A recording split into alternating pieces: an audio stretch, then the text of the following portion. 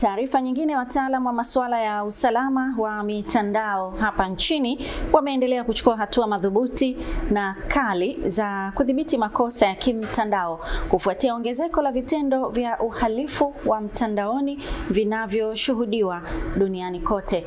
Taarifa ambayo imeandaliwa na Philip Mwihava hapa studio inasimuliwa na Pili Makana. Ikiwa leo ni siku ya mawasiliano ya kimataifa na jamii ya habari duniani, ambapo msingi mkubwa wa siku hii umejikita hasa katika kuikumbusha jamii ya Kitanzania kwamba mawasiliano yana fursa nyingi na yanapotumiwa vizuri yana manufaa mengi.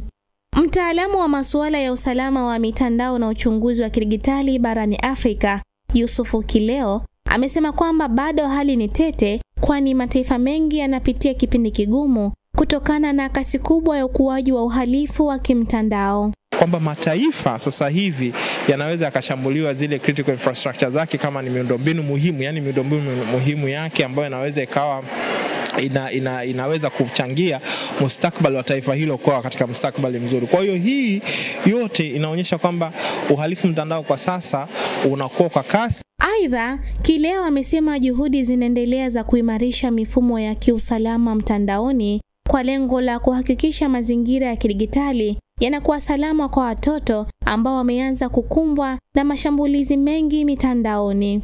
Unapitiwa mkakati maalum wa kitaifa wa kuweka mambo sawa kuwalinda watoto mitandaoni, lakini sheria ya mtoto imeshaweza kupitiwa na sasa tunategemea kwamba ikianza kufanya kazi basi watoto sasa kwa kama nchi yetu tunaanza kuwalinda kwa mujibu wa taratibu zile zinazopaswa kuwa. Hawa ni baadhi ya vijana ambao maisha yao sehemu kubwa ni mitandaoni. Wanaelezea ni kwa namna gani wanavyolinda taarifa zao za faragha mitandaoni na kuelezea fursa zinazopatikana kupitia TEHAMA. Unajua hizi mitandao ina sera, mitandao inakuja na policies.